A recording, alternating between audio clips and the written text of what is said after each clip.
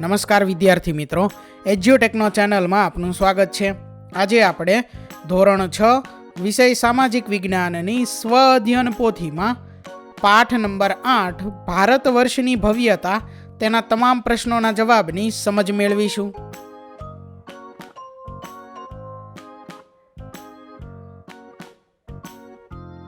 તો પાઠ નંબર 8 ભારત વર્ષની ભવ્યતા તેમાં સૌથી પહેલા છે પ્રશ્ન નંબર 1, જેની સૂચના છે નીચે આપેલા દરેક પ્રશ્નના ઉત્તર માટે આપેલા વિકલ્પોમાંથી સાચો વિકલ્પ શોધીને બોક્સમાં લખો। જેમાં પહેલો પ્રશ્ન છે હડપ્પા સંસ્કૃતિમાં નીચેનામાંથી શેના અવશેષો મળ્યા નથી? અહીં 4 વિકલ્પ આપેલા છે। વિકલ્પ A હળ આકારનું રમકડું, વિકલ્પ B મણકા, વિકલ્પ C સોનાના ઘરેણાં કે વિકલ્પ D ઈંટ। તો અહીં સાચો જવાબ છે વિકલ્પ A હળ આકારનું રમકડું। તો પ્રશ્ન 1ની સામે આવેલા બોક્સમાં A લખવાનો છે। ત્યાર પછી આગળ છે બીજો પ્રશ્ન, ગ્રામ ભોજકનું કામ શું નહોતું? વિકલ્પ A કરવેરા ઉઘરાવવા, વિકલ્પ B કાયદો અને વ્યવસ્થા સંભાળવા, વિકલ્પ C ખેતી કરાવવી કે વિકલ્પ D પશુપાલન કરાવવું। તો જવાબ છે વિકલ્પ D પશુપાલન કરાવવું। ત્યાર પછી આગળ ત્રીજો પ્રશ્ન છે મોટા જમીનદારો, નાના ખેડૂતો અને જમીન વિહોણા મજૂર એમાં 3 પ્રકારના લોકો ભારતના કયા ભાગમાં રહેતા હતા? તો જવાબ છે વિકલ્પ B દક્ષિણ ભારતમાં। ત્યાર પછી આગળ ચોથો પ્રશ્ન છે લલિત કલામાં નીચેનામાંથી કોનો સમાવેશ થતો નથી? જવાબ છે વિકલ્પ C નૃત્ય। ત્યાર પછી આગળ પાંચમો પ્રશ્ન છે નાલંદા વિદ્યાપીઠ બાબતે કયું વિધાન યોગ્ય છે? જેમાં પહેલું વિધાન છે નાલંદા વિદ્યાપીઠ પશ્ચિમ બંગાળમાં આવેલી હતી। બીજું વિધાન છે નાલંદા વિદ્યાપીઠની મુલાકાત યુઆન સ્વાંગે લીધી હતી। તો અહીં જવાબ છે ફક્ત વિધાન 2 સાચું, એટલે કે નાલંદા વિદ્યાપીઠની મુલાકાત યુઆન સ્વાંગે લીધી હતી। ત્યાર પછી આગળ છઠ્ઠો પ્રશ્ન છે અષ્ટાધ્યાયી કેવા પ્રકારનો ગ્રંથ છે? તો જવાબ છે વિકલ્પ C વ્યાકરણ। ત્યાર પછી આગળ સાતમો પ્રશ્ન છે યુઆન સ્વાંગના દેશમાંથી ભારતમાં આવેલ બીજા મુસાફરનું નામ શું હતું? તો જવાબ છે વિકલ્પ C ફાહિયાન। ત્યાર પછી આગળ આઠમો પ્રશ્ન છે વીરસેન સાબાએ કોની પ્રશિસ્ત લખી છે? જવાબ છે વિકલ્પ C ચંદ્રગુપ્ત બીજો। ત્યાર પછી આગળ પ્રશ્ન નંબર 9 મૂર્તિકલામાં ગાંધાર કલા શૈલી સિવાય બીજી કઈ શૈલી ઓળખાય છે? જવાબ છે વિકલ્પ A મથુરા શૈલી। ત્યાર પછી આગળ 10મો પ્રશ્ન છે નાગાર્જુન કઈ વિદ્યાપીઠ સાથે જોડાયેલા હતા? તો એનો જવાબ છે વિકલ્પ B નાલંદા। આગળ જોઈએ ત્યાર પછી 11મો પ્રશ્ન છે લુંબિનીનો સ્તૂપ કયા દેશમાં આવેલો છે? જવાબ છે વિકલ્પ C નેપાળ। ત્યાર પછી આગળ પ્રશ્ન નંબર 12 ધાર્મિક સાહિત્ય બાબતે કયું વિધાન અયોગ્ય છે? પહેલું વિધાન મહાભારત પ્રારંભમાં જય સંહિતાથી ઓળખાતું। બીજું વિધાન સૂત પિટ્ટક અને વિનય પિટ્ટક બૌદ્ધ ધર્મના ગ્રંથો છે। તો અહીં જવાબ થશે વિકલ્પ D ઉપર પૈકી એક પણ નહીં, એટલે કે બંને વિધાન જે છે તે ખરા છે। આપણે અહીં અયોગ્ય એટલે કે ખોટું વિધાન જે છે તે જવાબ તરીકે પસંદ કરવાનું હતું, પરંતુ આ બંને વિધાન સાચા છે, એટલે અહીં આપણો જવાબ થશે વિકલ્પ D ઉપર પૈકી એક પણ નહીં। આગળ છે ત્યાર પછી પ્રશ્ન નંબર 2 જેની સૂચના છે ખાલી જગ્યા પૂરો। પહેલી ખાલી જગ્યા જૈન ધર્મના ખાલી જગ્યા ગ્રંથોની સંખ્યા 12 છે। તો જવાબ છે આગમ। ત્યાર પછી બીજી ખાલી જગ્યા ચંદ્રગુપ્ત બીજાના સમયમાં ચીની મુસાફર ખાલી જગ્યા ભારતમાં આવેલો હતો। જવાબ છે ફાહિયાન। ત્યાર પછી ત્રીજી ખાલી જગ્યા અશોકનો શિલાલેખ ખાલી જગ્યા સામ્રાજ્યના વહીવટી તંત્ર વિશે માહિતી આપે છે। તો જવાબ છે મૌર્ય। ચોથી ખાલી જગ્યા બૌદ્ધ ગ્રંથની પ્રસિદ્ધ તંજર સંહિતા ખાલી જગ્યા ભાષામાં છે। તો જવાબ છે તિબ્બત। ત્યાર પછી પાંચમી ખાલી જગ્યા કાંસુ બનાવવાની ટેકનોલોજી ખાલી જગ્યા સભ્યતાના લોકો જાણતા હતા। તો જવાબ છે હડપ્પીય। ત્યાર પછી આગળ છઠ્ઠી ખાલી જગ્યા સૌપ્રથમ સ્તૂપ નિર્માણ ખાલી જગ્યા મહાજનપદમાં થયું? તો જવાબ છે વજીજ સંઘ. ત્યાર પછી આગળ છે પ્રશ્ન નંબર 3, જેની સૂચના છે નીચેના વિધાનો ખરા છે કે ખોટા તે જણાવો. પહેલું વિધાન, સમુદ્રગુપ્તના રાજા રાણીને સિક્કા મોટા પ્રમાણમાં મળી આવ્યા છે. તો આ વિધાન ખોટું છે. ત્યાર પછી બીજું, ઓદંતપુરી વિદ્યાપીઠ બંગાળમાં આવેલી છે. તો આ વિધાન ખરું છે. ત્યાર પછી ત્રીજું વિધાન, ગોમતેશ્વરની મૂર્તિ મદુરાઈમાં આવેલ છે. તો આ વિધાન ખોટું છે. ચોથું વિધાન, ગ્રીક નાવિક ફાહિયાનના ભૂગોળ ગ્રંથમાંથી ભારતના બંદરની માહિતી મળે છે. તો આ વિધાન ખોટું છે. પાંચમું વિધાન, લોથલમાંથી વખારના અવશેષ મળેલા છે. તો આ વિધાન ખરું છે. ત્યાર પછી છઠ્ઠું વિધાન, ગાંધાર અફઘાનિસ્તાનમાં આવેલું છે. તો આ વિધાન ખરું છે. આગળ જોઈએ ત્યાર પછી સાતમું વિધાન છે, વસ્ત્ર ઉપર દુપટ્ટ જેવા વસ્ત્રને અધિવાસ કહેવામાં આવ્યું હતું. તો આ વિધાન ખરું છે. આઠમું, મૌર્ય યુગની વિશે માહિતી વિદેશી ગ્રંથ ઇન્ડિકામાંથી મળે છે. તો આ વિધાન ખરું છે. નવમું વિધાન, પારાની ભસ્મ બનાવી તેનો દવા તરીકે ઉપયોગ કરવાની શરૂઆત કનિષ્કએ કરી. તો આ વિધાન ખોટું છે.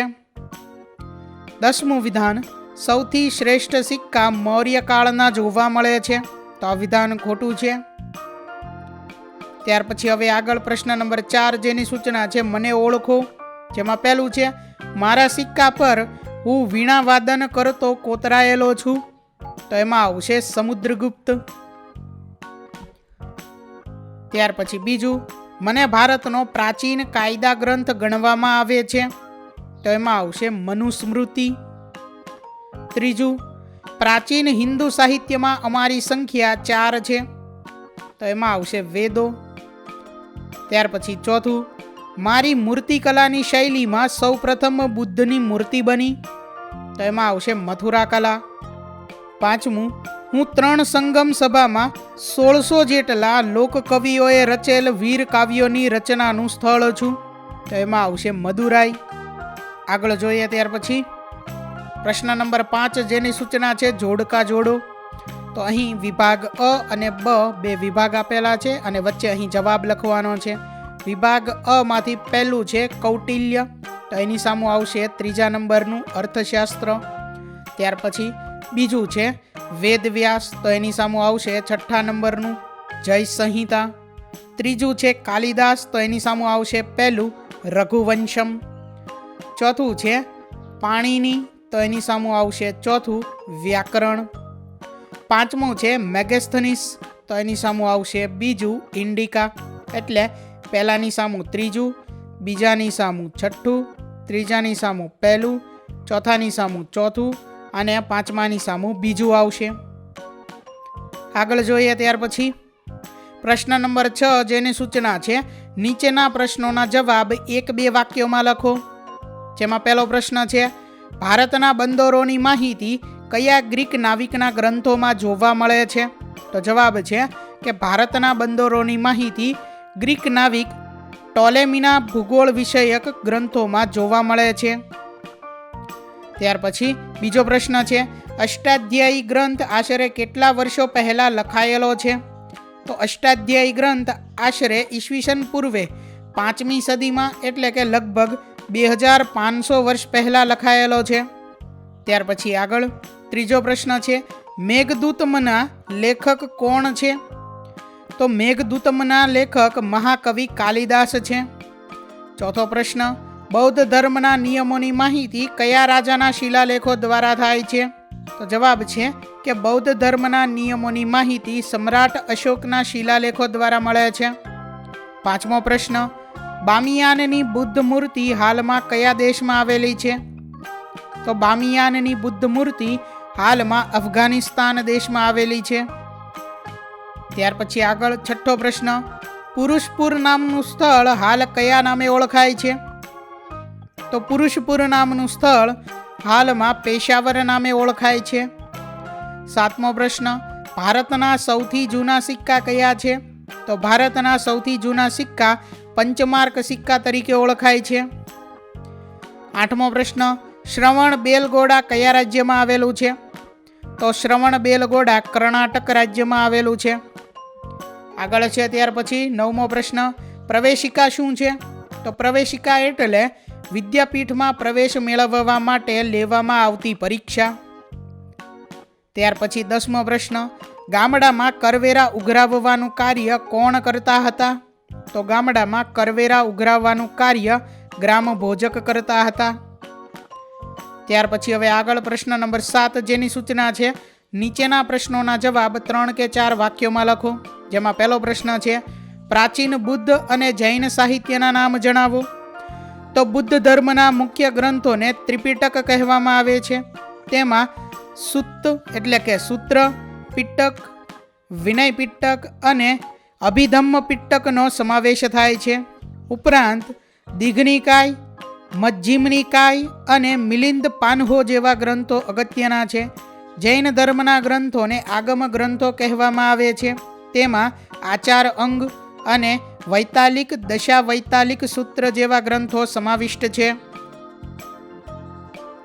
ત્યાર પછી આગળ બીજો પ્રશ્ન છે, કલાના કેટલા પ્રકાર છે? કયા કયા? તેમાં સમાવેશ થતી કલાના નામ જણાવો. તો જવાબમાં આપણે લખી શકીએ કે ઇતિહાસવિદોએ કલાને મુખ્યત્વે 2 પ્રકારમાં વહેંચી છે. પહેલું લલિત કલા અને બીજું નિદર્શન કલા. અહીંયા આ નહીં આવે, બરોબર. લલિત કલામાં ચિત્રકલા, સાહિત્ય કલા, સ્થાપત્ય, સંગીત અને માટીકલા જેવી કલાનો સમાવેશ થાય છે. નિદર્શન કલામાં નૃત્ય અને નાટકનો સમાવેશ થાય છે. આગળ છે ત્યાર પછી ત્રીજો પ્રશ્ન, ધર્મેતર સાહિત્યમાં સમાવેશ થતી કૃતિઓ કઈ કઈ છે? તો ધર્મેતર સાહિત્યમાં કાવ્યો, નાટકો, પ્રશસ્તિઓ, વ્યાકરણ ગ્રંથો અને સ્મૃતિઓનો સમાવેશ થાય છે. મનુસ્મૃતિ, યાજ્ઞવલ્ક્ય સ્મૃતિ અને નારદ સ્મૃતિ જેવા ગ્રંથો અગત્યના છે. કૌટિલ્યનું અર્થશાસ્ત્ર અને કાલિદાસના મેઘદૂતમ તથા રઘુવંશમ જેવી કૃતિઓ પણ તેમાં આવે છે. આગળ છે ત્યાર પછી ચોથો પ્રશ્ન, પ્રાચીન ભારતના ગ્રામીણ જીવન અને નગર જીવનની વિશેષતા જણાવો. તો પ્રાચીન ભારતમાં ગામડાનો વડો ગ્રામ ભોજક કહેવાતો અને તે કરવેરા ઉઘરાવતો તથા કાયદા વ્યવસ્થા જાળવતો. દક્ષિણ ભારતમાં મોટા જમીનદારો, નાના ખેડૂત અને જમીન વિહોણા મજૂરો રહેતા. નગરો કિલ્લાબંધીથી સુરક્ષિત હતા અને ત્યાં વલયકૂપ જેવી સુવિધાઓ હતી. લોકો ઘઉં, જવ, ચોખા વગેરે ખોરાક લેતા અને નીવી, વાસ તથા અધિવાસ જેવા વસ્ત્રો પહેરતા. આગળ છે ત્યાર પછી 5મો પ્રશ્ન, ભારતમાં આવેલા વિદેશી મુસાફરો વિશે ટૂંકમાં જણાવો. તો ભારતમાં અનેક વિદેશી મુસાફરો આવ્યા હતા. મેગેસ્થનીસે ઇન્ડિકા ગ્રંથમાં મૌર્ય યુગ વિશે માહિતી આપી છે. ફાહિયાન અને યુઆન સ્વાંગ જેવા ચીની મુસાફરોએ ભારતીય સમાજ અને સંસ્કૃતિનું વર્ણન કર્યું છે. ટોલેમીએ ભારતના બંદરો વિશે માહિતી આપી છે. ત્યાર પછી આગળ પ્રશ્ન નંબર 8 જેની સૂચના છે, નીચે આપેલ ધર્મ સાહિત્યના નામોને તેના ધર્મ મુજબ કોષ્ટકમાં વર્ગીકરણ કરો. તો અહીં ધર્મ સાહિત્યના નામ આપેલા છે, તેને ધર્મ મુજબ કોષ્ટકમાં વર્ગીકરણ કરવાનું છે. તો અહીં હિન્દુ, જૈન અને બૌદ્ધ ધર્મ છે તેમાં વર્ગીકરણ કરવાનું છે. હિન્દુની અંદર અહીં ઋગ્વેદ, ત્યાર પછી સામવેદ, યજુર્વેદ, અથર્વવેદ, શતપથ બ્રાહ્મણ, ગોફત બ્રાહ્મણ, બૃહદારણ્યક, માંડુક્ય, મહાભારત, રામાયણ, ગરુડ પુરાણ, વાયુ પુરાણ, મત્સ્ય પુરાણ, અહીંયા પુરાણ છે, બરોબર, બૃહદ કથા. ત્યાર પછી જૈનની અંદર આવશે આચાર અંગ, આગમો, વૈતાલિક, દશાવૈતલિક સૂત્ર. બુદ્ધની અંદર આવશે વિનય પિટક, સુત પિટક, અભિધમ્મ પિટક, અંગતુર નિકાય, દીધ નિકાય, મિજ્જમ નિકાય, મિલિંદ પાન્હો. આગળ છે ત્યાર પછી પ્રશ્ન નંબર 9, જેની સૂચના છે નીચેની પ્રવૃત્તિ શિક્ષકની મદદથી કરવી. જેમાં પહેલી પ્રવૃત્તિ છે પ્રાચીન ભારતના લેખકો અને તેની કૃતિના નામ સાથેની યાદી બનાવો. તો વિદ્યાર્થી મિત્રો, આ પ્રવૃત્તિ તમારે શિક્ષકની મદદથી જાતે કરવાની છે. અહીં ક્રમાંક, લેખકનું નામ અને કૃતિનું નામ આપેલું છે. અહીં સમજ માટે આપેલું છે પહેલું વાલ્મીકી રામાયણ, ત્યાર પછી બીજું છે વ્યાસ મહાભારત, ત્રીજું છે કાલિદાસ મેઘદૂતમ, ત્યાર પછી ચોથું પાણીની અષ્ટાધ્યાયી, પાંચમું કૌટિલ્ય એટલે કે ચાણક્ય અર્થશાસ્ત્ર, છઠ્ઠું છે બાણભટ્ટ હર્ષચરિત, સાતમું છે અશ્વઘોષ બુદ્ધચરિત, આઠમું છે સુશ્રુત સંહિતા, નવમું છે ચરક તો ચરક સંહિતા, દસમું છે વિશાખદત્ત તો મુદ્રા રાક્ષસ. ત્યાર પછી આગળ બીજું પ્રાચીન વિદ્યાપીઠોના ચિત્રો ઇન્ટરનેટ પરથી મેળવી તેનું આલ્બમ બનાવો. તો આ કાર્ય પણ તમારે જાતે કરવાનું છે. અહીં સમજ માટે ચિત્રો આપેલા છે. તો આ મુજબ તમારે વિદ્યાપીઠોના ચિત્રો જે છે, પ્રાચીન વિદ્યાપીઠોના ચિત્રો તે ઇન્ટરનેટ ઉપરથી મેળવી તેનું આલ્બમ બનાવવાનું છે. અહીં પ્રાચીન વિદ્યાપીઠોના ચિત્રો આપેલા છે, બરોબર. તો આ મુજબ તમારે પ્રાચીન વિદ્યાપીઠોના ચિત્રો ઇન્ટરનેટ ઉપરથી મેળવી તેનું આલ્બમ બનાવવાનું છે. ત્યાર પછી આગળ ત્રીજો પ્રશ્ન છે તમારા વિસ્તારમાં આવેલ કોઈ પ્રાચીન સ્થાપત્યની મુલાકાત કરો અને તેના વિશે માહિતી મેળવી પ્રોજેક્ટ તૈયાર કરો. તો તમારે તમારા વિસ્તાર નજીક આવેલ કોઈ પ્રાચીન સ્થાપત્યની મુલાકાત લેવાની છે અને તેના વિશે માહિતી મેળવી અને પ્રોજેક્ટ તૈયાર કરવાનો છે. તો અહીં સમજ માટે આપેલું છે કે મારી વિસ્તારમાં આવેલ પ્રાચીન સ્થાપત્ય મોઢેરા સૂર્ય મંદિર છે. આ મંદિર ગુજરાત રાજ્યના મહેસાણા જિલ્લામાં આવેલું છે અને સૂર્યદેવને સમર્પિત છે. તેનું નિર્માણ સોલંકી વંશના રાજા ભીમદેવ પ્રથમ દ્વારા ઈસવીસન 1026માં કરવામાં આવ્યું હતું. મંદિરની સ્થાપત્ય કળા ખૂબ જ સુંદર છે અને તેની દિવાલો પર સુંદર કોતરણી કરવામાં આવી છે. મંદિર સામે આવેલ સૂર્યકુંડ તેની વિશેષ ઓળખ છે. હાલમાં આ સ્થળ ભારતીય પુરાતત્વ વિભાગ દ્વારા સંરક્ષિત છે અને અહીં ઘણા પર્યટકો મુલાકાત લેવા આવે છે. આ પ્રાચીન સ્થાપત્ય આપણા ગૌરવનું પ્રતીક છે અને તેને સાચવવું આપણું કર્તવ્ય છે. તો આ મુજબ તમારે પ્રાચીન સ્થાપત્ય કલાની માહિતી મેળવવી અને પ્રોજેક્ટ તૈયાર કરવાનો છે. તો વિદ્યાર્થી મિત્રો, અહીં ધોરણ 6 વિષય સામાજિક વિજ્ઞાનની સ્વ અધ્યયન પોથીમાં પાઠ નંબર 8 ભારત વર્ષની ભવ્યતા તેના તમામ પ્રશ્નોનું સોલ્યુશન પૂર્ણ થાય છે. વિદ્યાર્થી મિત્રો, આપેલા વિડીયોની જો તમારે પીડીએફની જરૂર હોય તો તમે આપણી એપ્લિકેશન સ્માર્ટ સાથી પરથી મેળવી શકશો. વિદ્યાર્થી મિત્રો, આપણી એપ્લિકેશન સ્માર્ટ સાથી પ્લે સ્ટોરમાં આવી ગઈ છે, જેની અંદર તમે બધા વિભાગ જોઈ શકો છો. તેની અંદર વિવિધ ધોરણ છે. ધોરણ ઉપર ક્લિક કરતાં વિવિધ વિષય ખુલશે. વિષય ઉપર ક્લિક કરતાં તેની અંદર આવતા પાઠ ખુલશે. તેની અંદરથી તમે પાઠ્યપુસ્તક પણ ડાઉનલોડ કરી શકો છો. તેની અંદર આપેલા પાઠમાં ક્લિક કરતાં તમે પાઠની પીડીએફ, સ્વાધ્યાયની પીડીએફ, સ્વાધ્યાયન પોથીની પીડીએફ, પાઠના વિવિધ વિડીયોઝ, સ્વાધ્યાયના વિડીયોઝ, સ્વાધ્યાયન પોથીના વિડીયોઝ બધું જોઈ શકો છો અને ડાઉનલોડ પણ માત્ર એક ક્લિકમાં કરી શકો છો. વિદ્યાર્થી મિત્રો, આપણી એપને સપોર્ટ કરજો, ડાઉનલોડ કરજો.